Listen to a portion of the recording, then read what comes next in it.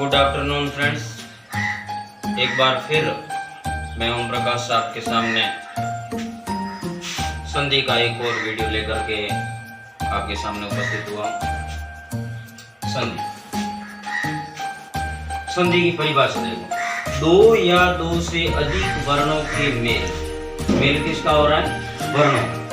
दो या दो से अधिक वर्णों के मेल से होने वाले परिवर्तन। अब मेल होने के बाद क्या हो रहा है? परिवर्तन हो रहा है, यानी कि उन दोनों वर्णों की से नया वर्ण मतलब नई ध्वनि है वो उत्पन्न होती है, वहां होती है संधि। फिर आता है एक संधि विच्छेद शब्द। संधि विच्छेद, वर्णों को अलग अलग करना संधि विच्छेद कहलाता है। अभी यहाँ तो हुई थी संधि, यानी कि दोनों वर्णों को परस्पर मेल होता है। अब यहाँ विच्छेद का मतलब होता है दोनों वर्णों को अलग अलग करना। फिर आते हैं संधि के प्रकार, यानी कि हिंदी भाषा में संधि के प्रकार। वर्णमाला के आधार पर संधि के 3 भेद किए गए हैं। वर्णमाला यानी कि स्वर, वर्ण और व्यंजन वर्ण, इन सब वर्णों के साथ लेकर के संधि के 3 भेद किए गए हैं, जिसमें स्वर संधि, व्यंजन संधि और विसर्ग संधि। अब पढ़ते हैं स्वर संधि। दो स्वरों के परस्पर मेल। संधि के अंदर क्या होता है? दो वर्ण, जिसमें स्वर और व्यंजन दोनों हो सकते हैं। यहाँ स्वर संधि के अंदर दो स्वरों के परस्पर मेल से होने वाले परिवर्तन को, यानी कि दो स्वर जब आपस में मिलते हैं उनके अंदर जो परिवर्तन होता है या उस ध्वनियों के अंदर जो परिवर्तन होगा उसे स्वर संधि कहते हैं। इन स्वरों के आधार पर ही स्वर संधि के भी 5 भेद किए गए, जोड़े बंटन स्वर के, जैसे अ, आ, ई, उ, ए, ऐ और ओ, औ। इनके आधार पर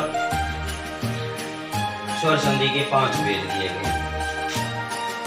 दीर्घ स्वर संधि, गुण स्वर संधि, वृद्धि स्वर संधि, यण स्वर संधि और अयादि स्वर संधि। ये संधि के स्वर संधि के 5 भेद होते हैं। अब पढ़ते हैं दीर्घ स्वर संधि।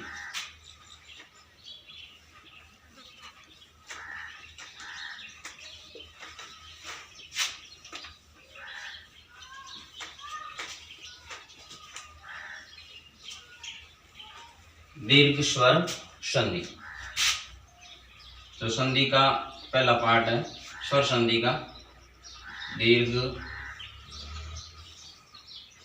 स्वर संधि। तो इसके नियम है, यदि अ या आ के बाद, अ या आ के बाद अ या आ आए, अ या आ आए, तो दीर्घ स्वर यानी कि बड़ा स्वर होगा। आ, ई या बड़ी ई के बाद ई या बड़ी ई आए, ई या बड़ी ई आए, तो बड़ी ई होगा। ऊ या बड़े ऊ के बाद ऊ या बड़ा ऊ आए तो बड़ा ऊ होगा। इसी प्रकार पढ़ते हैं दूसरा गुण स्वर संधि। गुण स्वर संधि, इसके रूल्स यानी नियम, अ या आ के बाद ई या ई आए तो ए होगा।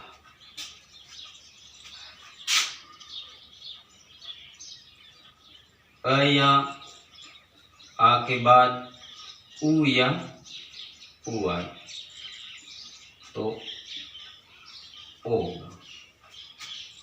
और अ या आ के बाद यदि री आए तो अर।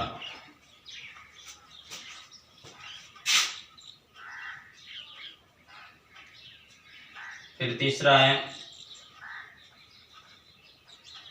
वृद्धि स्नेह।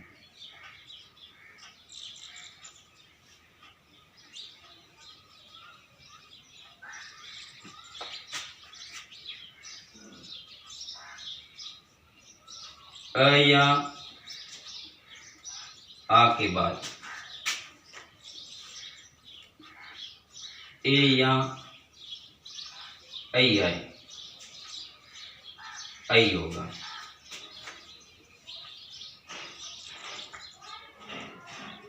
अ या आ के बाद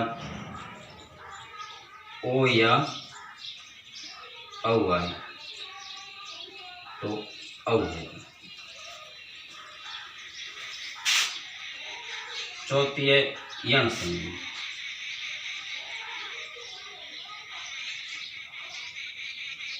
यण संधि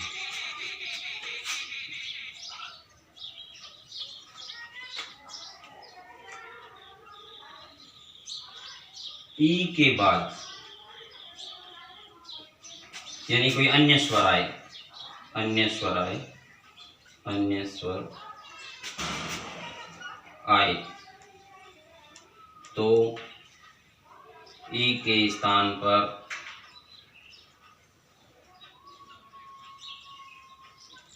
ये होगा। ई के बाद कोई अन्य स्वर आए तो ई के स्थान पर ये होगा। बड़ी के बाद अन्य स्वर आए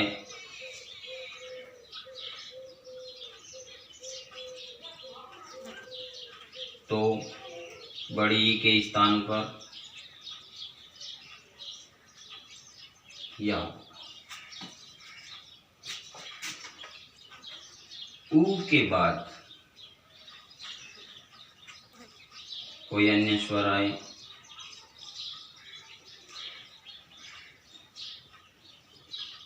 तो ऊ के स्थान पर व होगा। बड़े ऊ के बाद अन्य स्वर आए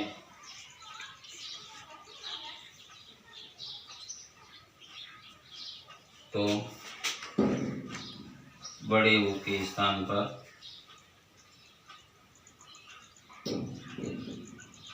वाव।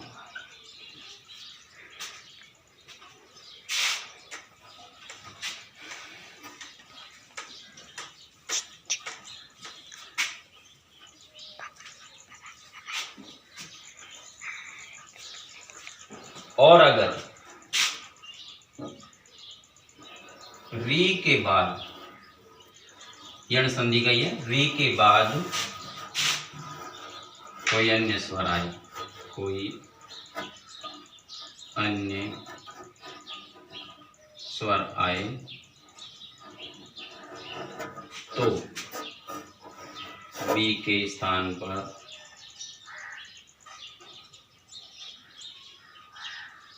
र होगा।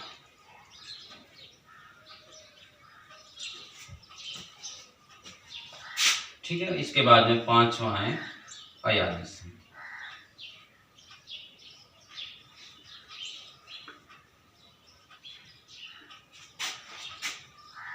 ए आई ओ औ। ए के बाद कोई अन्य स्वर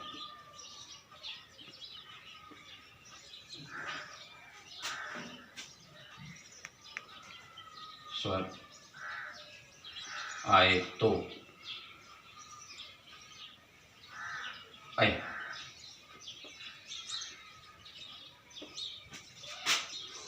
ऐ के बाद कोई अन्य स्वर आए तो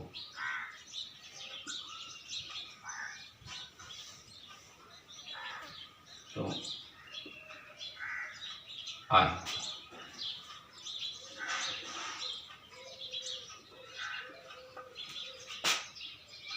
ओ के बाद कोई अन्य स्वर।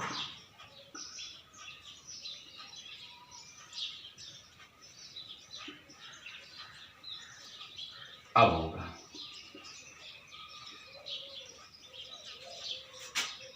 और अ के बाद कोई अन्य स्वर आए, अ के बाद कोई अन्य स्वर आए तो आ होगा।